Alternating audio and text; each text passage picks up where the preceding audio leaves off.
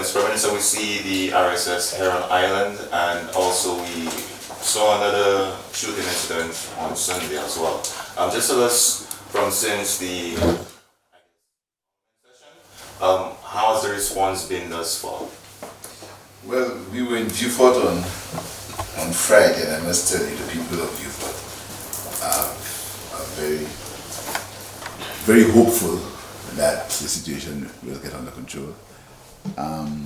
The RSS is on ground. They began operations last night, and they will be here, as I said, for 3 weeks. The situation in Castro is being investigated, and again, it's not a nice situation. We want to express our condolences again to the families of the victims, but it's a work in progress, and the work continues. We've increased the resources for the police this weekend. This weekend they have 3 new vehicles. They have body armor. They got 150 vests. They are going to be getting some more vehicles. The scanners are coming. I understand they will be here next week. The scanners will be here next week. We also have some drones which will come next week. So it's a work in progress. And as I said, my job is to make available the resources within the abilities of the government. And the rest, the police have full control over the operational factors of the fight. But it's a work in progress, and we're fighting. I can tell you, as far as the government is concerned, there's absolutely no tolerance towards any sort of lawlessness. Absolutely no tolerance. Just one follow-up from me. The concerns that the opposition would have had with, I guess, the emergency powers being granted to the police. Any thoughts or sentiments on these concerns? And how do you think the operationalization of those powers would affect the public? Well, the opposition is being opportunistic as usual. The opposition had a state of emergency for COVID. At that time, we supported it. And you know, it's very important that you know that. We supported it even though we said we had some concerns. But we knew we were in a crisis. Crisis situations call for responses, immediate responses. What we had in Beaufort, or what we have in Beaufort, is a crisis that needs an immediate response. During COVID, we came to Parliament and we supported the opposition in the state of emergency. We supported it. It was not wise for us at this point to declare a state of emergency, because a state of emergency envelopes the entire country. Your press, the press carries St. Lucia as a state of emergency. The whole country is in that envelope. St. Lucia is a small country. You can't compare St. Lucia with other countries where state of emergencies have been pronounced even when there is a crime crisis. St. Lucia is a small country. When it goes on, there is a state of emergency, they think the entire country is in tumult. You could do that for COVID because the whole world suffered from COVID. So we could not. So what we did is that with the law, with the Escalated Crime Areas Act, what it did is that it puts it in perspective. This morning, I signed the statutory instrument, which will call Beaufort South the escalated crime area, and that will be till May the 16th. And the law is flexible, so you can always move it to another part of the country. So the opposition, if they're serious in fighting crime, as they say, they would have supported this legislation. But they've been you heard the leader of the opposition proclaiming that when the year ends, there will be 121 murders. You think any responsible leader of the opposition can be on the record almost gloating that based on his analysis, there'll be 121 murders in 1 year? I mean, it shows you it's straight opportunism under the guise of pretending that you care for the country. No responsibility of the opposition says. But I'm sure that the people of St. Lucia have seen that the government is trying. It's a situation where we did not, the crime situation is something that we created, you know. We didn't create it. We fight in it. But it's been there for a long time. It's a series of situations that have developed where we are. So we have to take the responsibility of dealing with it. But to pretend that we've created it is very, very opportunistic. All right, I have maybe 3 questions. Kerr Nelson, Hot 7. Forget the opposition, but there was some genuine concerns from the public around it. I think there was some confusion as pertaining to the bill because some people had some concerns that the police would just be able to barge in their homes and these sort of things. Would you want to provide any kind of clarification or explanation? Sure. It's only, first of all, it's only in an escalated crime area or in a specific area, right? And secondly, there you have recourse. Some of the things only the Commissioner of Police can deal with it, and others a policeman above the rank of inspector, only the Commissioner of Police. But you know, it's only like the detention of persons is only for 144 hours. It's a specific time. It's not indefinitely. You understand? So after 144 hours, you go back to a judge as usual. But you know, we cannot. And I said before that there'll be some inconvenience. We have to make a choice, and the choice is whether we suffer some inconvenience for a few moments, a few days, or we allow criminals to run the country. We have to make a choice.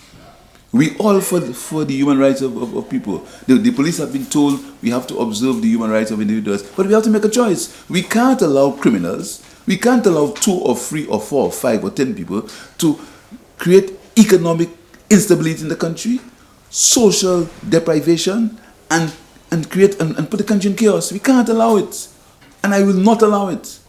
I can't. All I can do is to express to the police, the need to exercise restraint, to obey the human rights of the fundamental rights of people. But there's got to be some inconvenience. I apologize, but I make no apologies for taking a strong stance against criminals. No apologies. I know initially the RSS was requested to assist with the situation in Beaufort, but will we see their duties expanding? Oh yes, the RSS are here for St. Lucia. So anyway, the necessary where the police determine, the High Command determines, they will be going. Yeah. Also, you've been with the RSS, you've been in conversations with Deacon Mitchell, the chairperson of the RSS. In those conversations, have you tried to get advice from him in terms of our crime situation? Because Grenada, as compared to here, they have a very low homicide rate in these sort of things. So any lessons to be learned from this country? That actually is a very good question. First of all, is the location of St. Lucia. St. Lucia is located strategically in Europe in terms of Martinique. Martinique is in Europe. It's a strategic location of St. Lucia. Once you come from Europe, when you get into Martinique, you're into Europe. And that's why St. Lucia is important. Then St. Lucia is close to, on the other side, to Venezuela. So it's St. Lucia's location. Why do you think they fought seven times for St. Lucia? Because of our location. You understand? That's the important thing. Secondly, Grenada had the revolution. The revolution transformed Jamaica, and it's still here. Grenada had the revolution. It transformed it. Even in terms of security, Grenada is very different to St. Lucia. You understand? So the lessons to be learned, and finally, Grenada is a much smaller population. Grenada is much smaller. So we are small islands, but the circumstances are different. But the Grenada situation, St. Lucia is, because of its location, where it's situated. It's close to Martinique, close to St. Vincent, right there. No, oh, this guy. So much French. Yes. We're targeting criminals with this suppression of crime police powers bill. Some might argue that this may lead to an increase in arrest and individuals on remand. My question is in regards to the Bodily Correctional Facility. We know that it's overbooked and the remand population is very high. Are we ensuring that this facility can handle what we might be sending over, or will this be a disaster in the region? Okay, first of all, it's a, as I said before, it's a series of events, series of issues. You know, Solange, we cannot tell you one policy will solve the entire problem. We have an immediate problem, which we have to stop immediately. There's a series of things. We spend millions of dollars on bodily, right? The custody suites were destroyed. I don't think the press remembers that. The custody suites were destroyed. So we have no holding facility. Up to this day, no one can tell me why the custody suites was destroyed. So there's a series of things we have to do. Right now, we have to keep people in custody in different police stations. The police have a problem. When you get arrested, they have to take you to Marchand, Marigot, Dennery, Choiseul, because the custody suite was destroyed. You understand? So we have that. I'm spending this year a few $1 million on bodily. Bodily was left for the last 5 years to just deteriorate into almost nothingness. For security reasons, I can't tell you what it deteriorated into. You understand? So the life didn't start on July 26, you know. We seem to pretend that St. Lucia began on July 26, 2021. That's not true. You know, and that's what the commentators must understand. Life did not begin in St. Lucia on the 26th of July 2022. It's a series of events that we are dealing with. So, first of all, we want to suppress what's happening now. Secondly, we're going to be rolling in a few social programs. We're going to be rolling in some crime intervention programs. We had a good meeting with the private sector. They're helping us on that. So it's a series of events, but you have an immediate problem that you want to solve immediately. And any measures still on bodily to help bring down that recidivism rate? Yes, we have. The Attorney General will tell you that we're trying to deal with having the hearings for bail from there. So we're increasing the bandwidth in there to have the hearings from inside there. Our crime reduction program in terms of our new judges, we've been looking for a location. We couldn't do it last year, so we can begin the series of trials happening very, very quickly. It's called the Swift Justice Program. So again, it's work in progress. But the initial reaction now is for us to stop what's happening. But the idea of people being kept in custody for months is unacceptable, very unacceptable.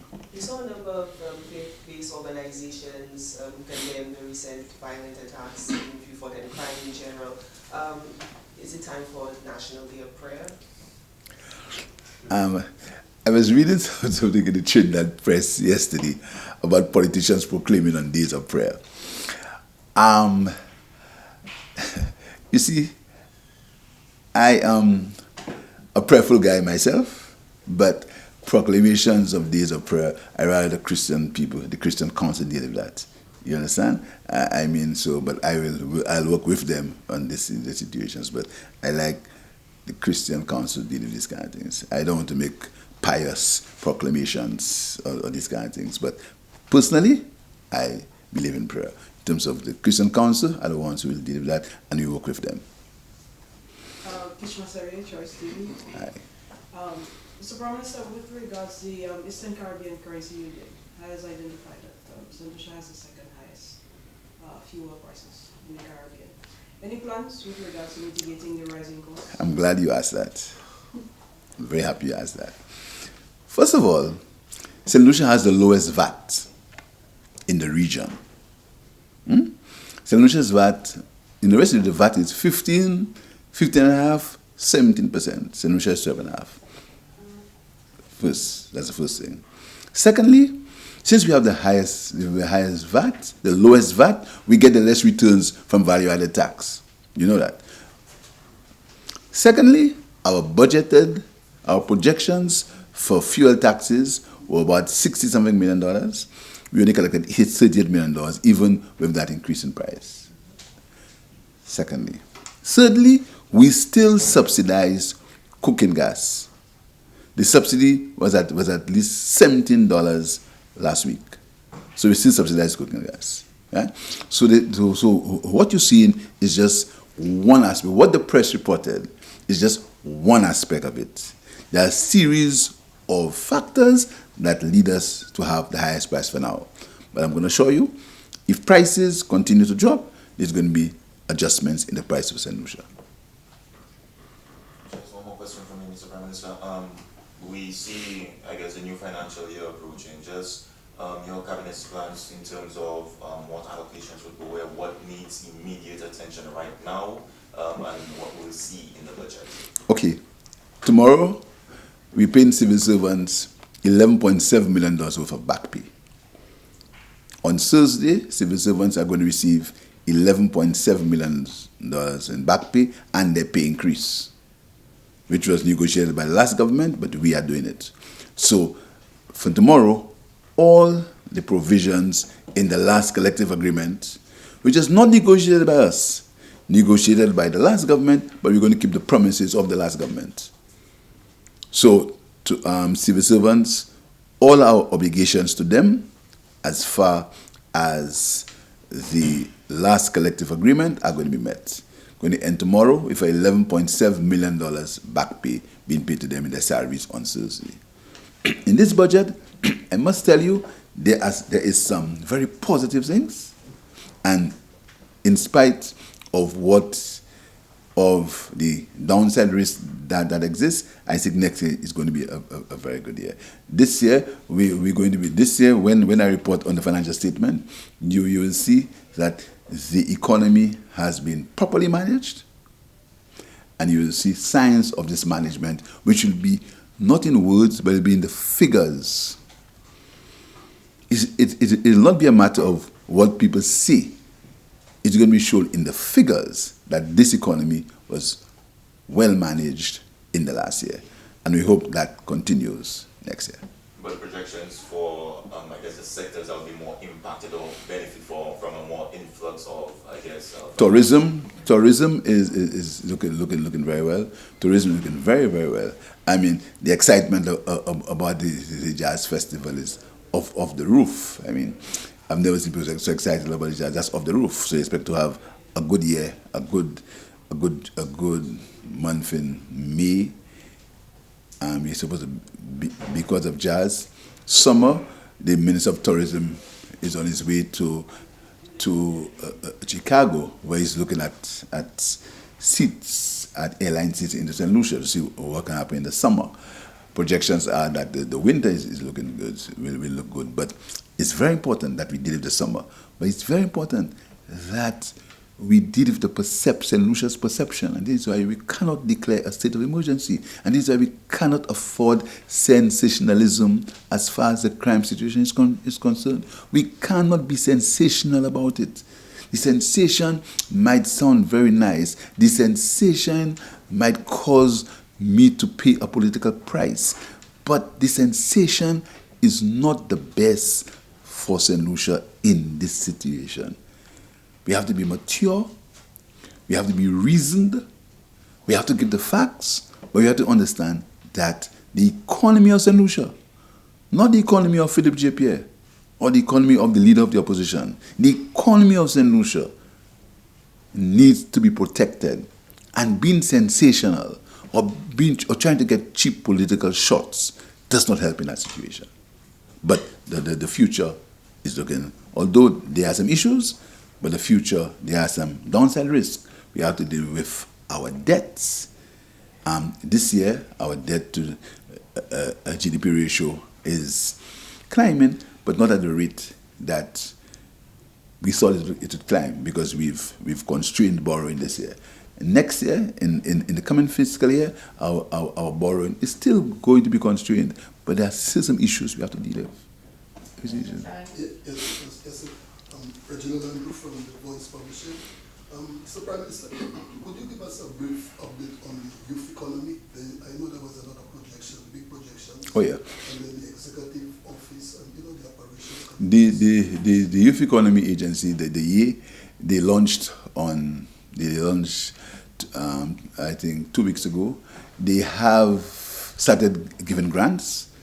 They've started giving grants. Their office is on Chaussee Road. It's going to be open on the 3rd of April.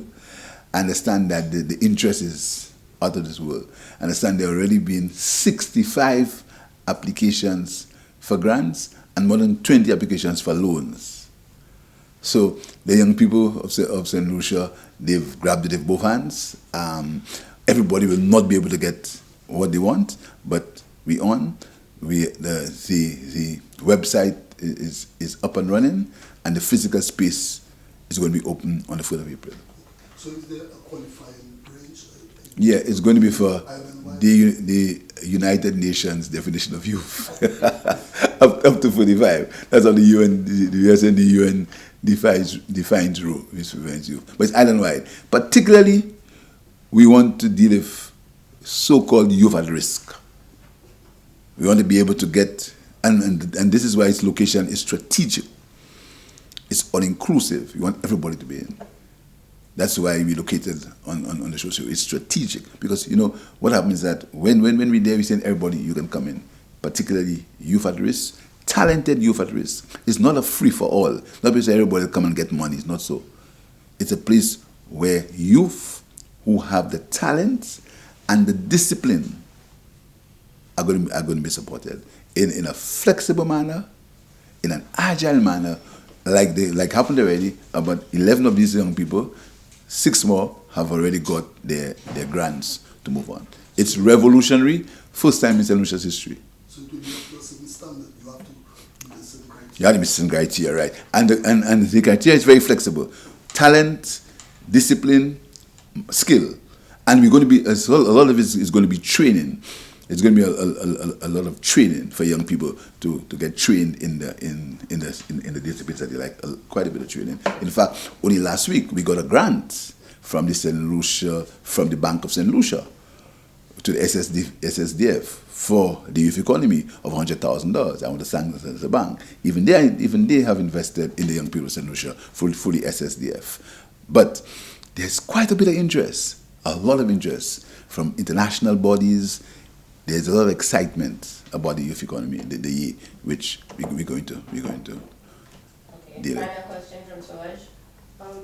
Prime Minister, the tourism industry has been described as the cherry on top of the cake, but have we neglected the cake itself in regards to other investments and economic drivers? Because there's been a call for more factories. Is this an avenue that's being pursued by the government? Oh yeah. Exports, and you see, there's something in the science or in the economic jargon called comparative advantage, or even competitive advantage. You must look at what you have the competitive advantage on. Whether we like it or not, these islands have a competitive advantage in tourism. Whether we like it, that's a fact. What we must do is we must create linkages with the tourism industry and other sectors of the economy. St. Lucia cannot compete with other countries in many things that other countries produce. That also is a fact. First of all, in larger countries like the US, there are heavy subsidies to agriculture. We can't afford that. So what we have to do is we have to develop our tourism industry, but we have to create linkages between manufacturing, between the youth economy, between agriculture. You have to create these linkages to join so that they can get the benefit out of tourism. It's something that I espouse when I was Minister for Tourism. The benefits of tourism must accrue to as many people as possible. I espouse that view. What has to happen is that our manufacturing sector must look 1 million tourists coming to St. Lucia every year. 1 million. We have to produce for them. We have to create goods and services for them. But the fact is, we have the competitive advantage in the tourism industry, competitive advantage. But we are still a high price destination, very high price. So we have to be unique. We have to deal with our beauty. We have to deal with getting as much as we can from the people who come here. That is, and we have to make it sustainable. And that means we have to see about our environment. Yes, you have to see about our environment. Our environment, we have to protect our environment. We have to do that. We have to deal with these things so that our competitive advantage can be used to our benefit. But fact is, that is where St. Lucia and these islands have the advantage. But we into CMOS, we into honey, we into condiments. We have to do that, but we have to see if we can get more goods and services for these tourists to enjoy. Yes. Jerry, you quiet today? What's wrong with you? You okay? Yes, final question. Mr. Promisor, you did mention, as you were, in terms of what it is that gives us the advantage. With the obvious implications of the crime situation on economic activity, corporate social responsibility, because businesses see the implications of anything that is untoward on their businesses. How do we get more of that? How do we get more investments in our youth? Not just the youth economy, because that's on the government side. But how do we get more companies to see the benefit in investing in the youth to ensure that it is beneficial for us all, because it impacts? Well, I must say, we've been having very fruitful discussions with the SLHTA, General Hotel and Tourism Association. They are on board. We're having some very fruitful discussions with them as to interventions to help the social issues that exist in this country. I must tell you that. We're speaking to the church-based, the faith-based bodies to see how they can join. It's an effort that we must do together. But I must tell you, I think that the private sectors realize that economic development cannot take place without social development. And the government is investing heavily in social policies, heavily. Next week or next month, we're going to giving out 4,000 more computers to students. 4,000 more computers. We're going to be starting a semi-professional football league where we get young people involved in football at a semi-professional level, where they can get some income. You understand? And play football together with all the ancillary services that comes with it. Our poverty reduction program is on stream. Last week we borrowed for the hospital so we can get the hospitals going. Health, we're talking about universal health care. So it's a multifaceted situation on all fronts, but we have an immediate situation now, which we have to deal with.